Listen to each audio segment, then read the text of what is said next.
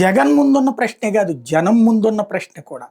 జగన్ ఏమంటాడంటే ఎన్నికల హామీలు మేనిఫెస్టోలో అమలే హీరోయిజము, కడపలో మహానాడు నిర్వహించడం హీరోయిజం కాదు అన్నటువంటి. రైట్, అది తన భావన.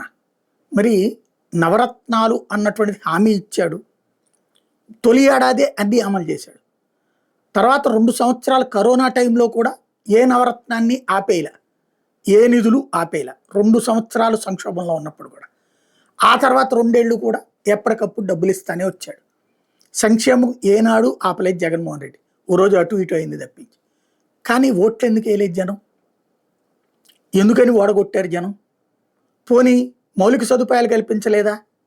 ఖచ్చితంగా ప్రతి ఊర్లో రైతు భరోసా కేంద్రం, ఆసుపత్రి, అలాగే సచివాలయం, ప్రతి ప్రాంతంలో సచివాలయం. పోనీ ప్రభుత్వ సేవలు సక్రమంగా చేయలేదా? ఇంటింటి దగ్గరికి వచ్చి మరీ చేసినటువంటిది వాలంటీర్. అట్లాగే ఇంటింటి దగ్గరికి వచ్చి మరీ వైద్య సేవలు అందించారు డాక్టర్లు. అదే సందర్భంలో 104ల ద్వారా ఎక్కడికక్కడ టెస్టులు, ఆ తర్వాత ఫాలోఅప్ వైద్యం, ఇన్ని రకాలు చేసుకొచ్చాడు. అయినా జనం ఓడగొట్టారు.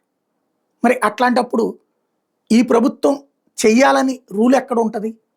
అవన్నీ చేస్తే అవి వద్దని ఈ కూటమి ప్రభుత్వాన్ని ఎన్నుకున్నప్పుడు సంక్షేమాన్ని ప్రజలు నిజంగా కాంక్షిస్తున్నారా లేదా అన్న చర్చ జరగాల్సిన అవసరం ఉందో లేదా?